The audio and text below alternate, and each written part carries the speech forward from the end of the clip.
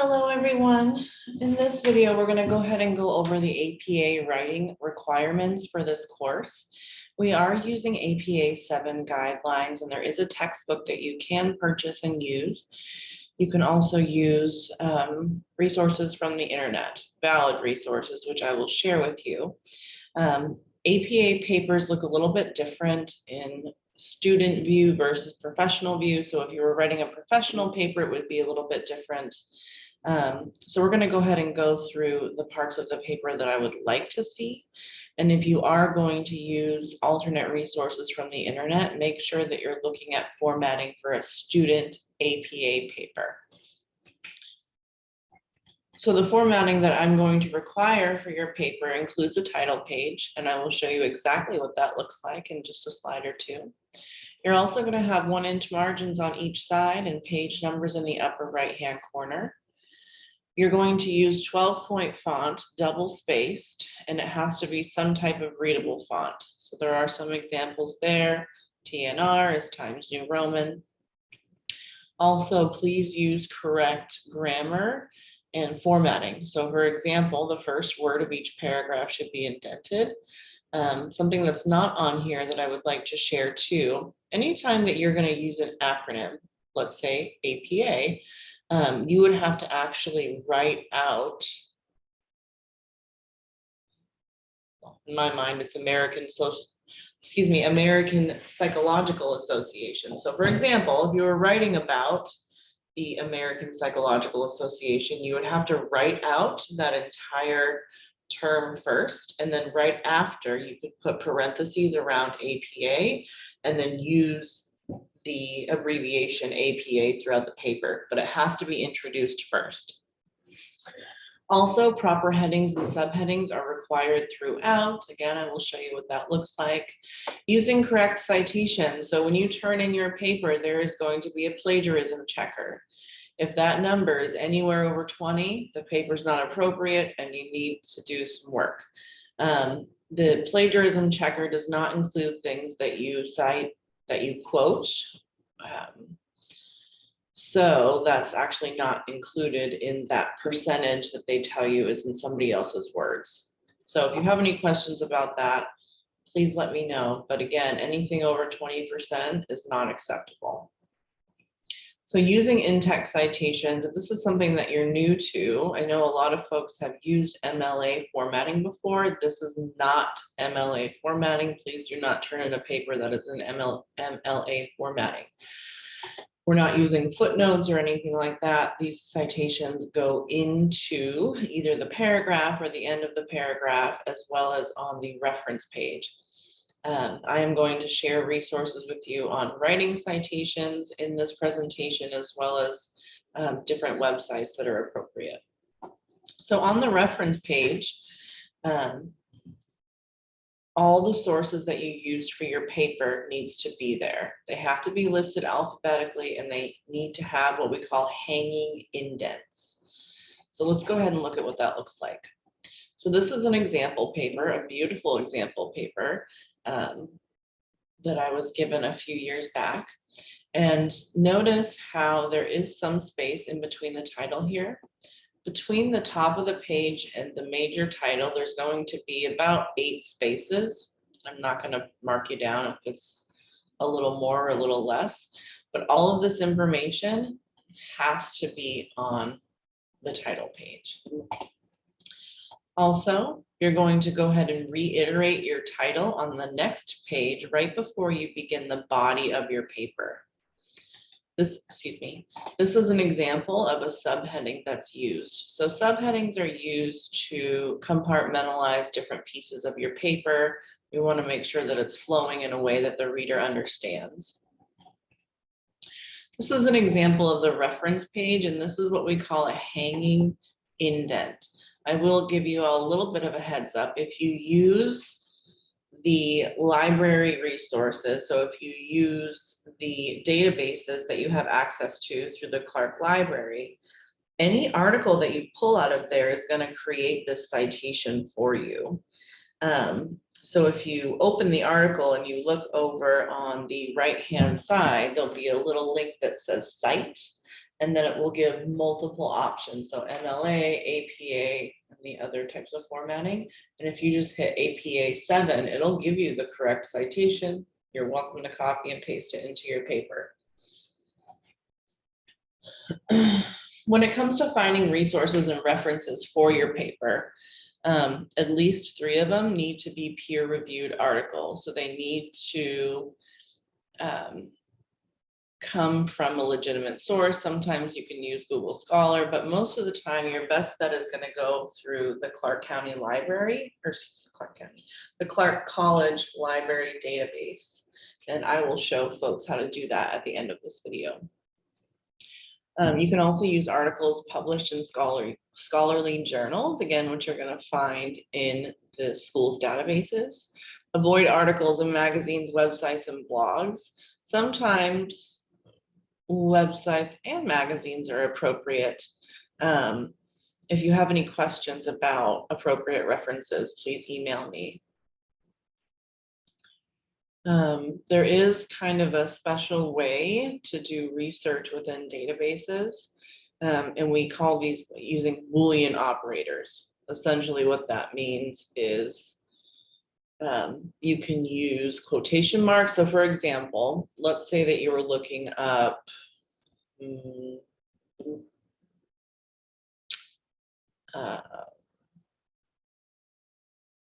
co-occurring eating disorders and mental health. You might want to put quotation marks around addiction and eating disorder, so you make sure that those 2 things are definitely either in the title or in the abstract. And we will, again, look at this again at the end of this presentation. We'll go on the library website and I will show you how that works.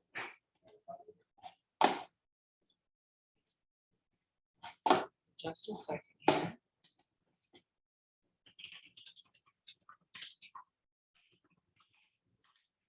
Okay.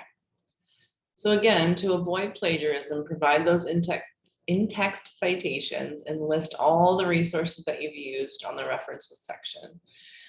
These are the formatting of typical citations. If you'd like to learn how to write them, I'm going to be real with you, most people don't. I think it is good to know the general formatting. So author, date, journal name, name of the article, where you found the article, that kind of thing. So in preparing to write your paper, so many of you already have an idea of your topic, or you're going to let me know your topic this week. So I would, if you don't know your topic, I would start kind of broad and do what's called a literature review. Because there's the reason why I approve your topic is because sometimes the topics are either too broad or they're too specific, or we're not going to find relevant literature. Any resources that you use have to be within the last 10 years. So using articles from 2000 or earlier, or even 2010 or earlier, is really not appropriate. Sometimes there won't be new research and information. So if you run into that where you can only find old sources of information, open up a line of communication with me. We will try to work it out. So a literature review, we're going to search the internet. We're going to search our databases for certain topics and subjects related to whatever it is that we're interested in, and try to hone in on our specific topic. Then from there, we can start organizing our research. I know I want to look at X, Y, and Z, so we start a little outline there. And then developing a thesis. So this tells the reader what it is that we are looking at in the paper. So the thesis statement needs to be preferably in the, well, yes, in the introduction paragraph. So somewhere throughout that paragraph, you are going to tell the reader why they're here. What's the purpose of taking the time out of their day to read this article, or excuse me, this paper. So in developing a thesis, we want to determine what kind of paper we're writing: analytical, explanatory, or argumentative. These are terms you probably heard in your English classes, but we'll go ahead and go over them quickly in just a sec. Your thesis statement should be specific, and should cover only what you want to discuss in your paper and should be supported with specific evidence. So a thesis statement is not going to be an opinion. It is going to be something that we've found research to support. The thesis statement usually appears at the end of the first paragraph, so the end of the intro. And your topic may change as you write, so you may need to revise your thesis statement. So it's good practice to have a rigid or rough thesis statement, and then once you're done writing the paper, go back and say, does this really cover what I've done here? And if not, change it a little. So if you are going to do an analytical paper, this means that you're going to be analyzing something. So for example, an analysis of the college admission process reveals one challenge facing counselors: accepting students with high test scores or students with strong extracurricular backgrounds. So that is an example of an analytical thesis statement. We are analyzing something, we are analyzing a process, we are analyzing a group of people, and you very well might fall into that category for this assignment. We also have explanatory papers, which provide an explanation for some type of phenomenon. So an example thesis statement there would be: the life of a typical college student is characterized by time studying, attending class, and socializing with peers. If you were to write a sentence like this, you are going to also add a citation at the end, because this might just be an assumption. It might read as simply an assumption made by us, but we want to be able to support that with valid citations. Argumentative thesis statement sounds just like it is. We're going to argue a specific side. So an example of a thesis statement here: high school graduates should be required to take a year off to pursue community service projects before entering college in order to increase their maturity and global awareness. So essentially, we're trying to get buy-in from the reader, regardless of which type of paper that we're writing, but this argumentative type of paper will really take a side. Keep in mind, if you're doing an argumentative paper, you need to research the other side of the argument as well.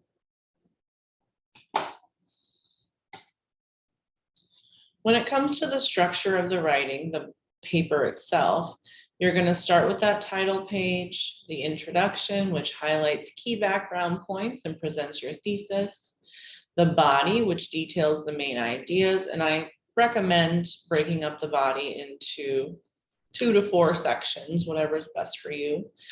And then also writing the conclusion. The conclusion is always going to briefly summarize the main points of the paper, restate the thesis statement is usually common, and clarify how your idea supports that thesis.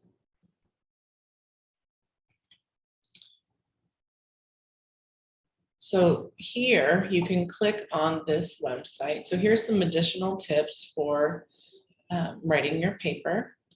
Follow the structure, present your strongest points first, support your arguments always with research and examples, follow the rubric in Canvas, also organize your ideas logically, and I would highly recommend starting a basic outline to kind of get an idea of how your paper is going to flow before you start writing. Present and debate possible counter arguments and provide evidence that counters opposing arguments. Talked about that a little bit on the last slide.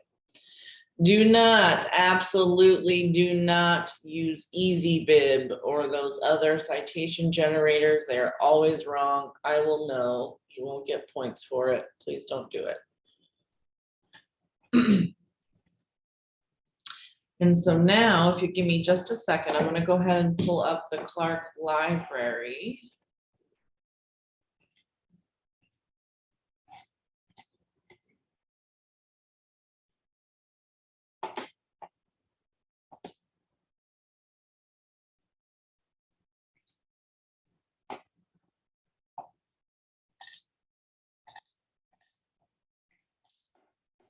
Okay, so this is our library homepage. So there's a couple of things that I want to show you.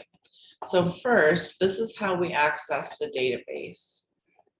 Highly recommend looking at online materials only, because sometimes, and you might have to do this depending on your topic, articles are only available in paper copy or books or certain resources, and sometimes they have to get sent to the library. Because this is a shortened class due to summer, I don't recommend waiting for articles to come. So online materials only. We're going to go ahead and look up eating disorders. And I'm going to put alcohol in quotations because I want to make sure that those things are associated. I don't want to just see things on eating disorders. I want to make sure that there's alcohol involvement for the purposes of the paper. So, as you can see, I did get some stuff, maybe, but I might get a better result if I put both of them in quotes.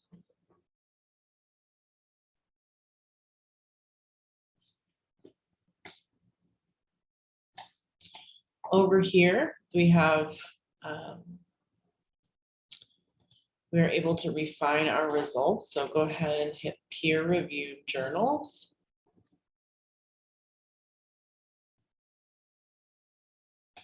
And here's one that would be appropriate. Let's go ahead and check the date.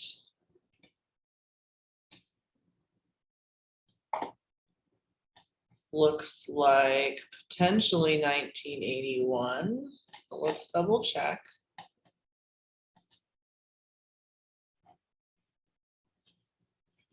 So over here, this is where the full text availability is.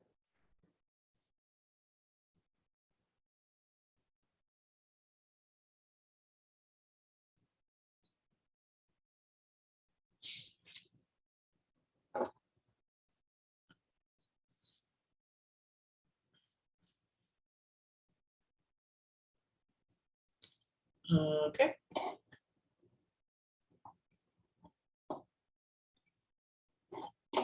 And we'll try another one just for time's sake. Let's see.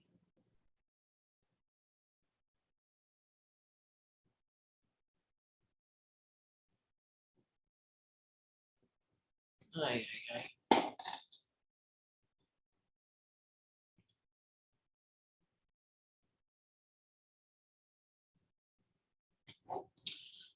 Of course. Okay. So I apologize, I can't open it, but this does not necessarily mean that the article was written in 1981. So still click on it to see. Also, it should be here in our citation, 2016. So we're good. This is a completely valid article and you can copy here. This is an MLA formatting. APA 6th edition will be fine. 7th edition is a little bit different, but that's okay. So then you can copy that to your clipboard and you can add it to your reference page. I recommend, if it's available to you, printing out the articles that you're going to use, but also just automatically copying, pasting these citations so that you have them and you don't have to go back and find them.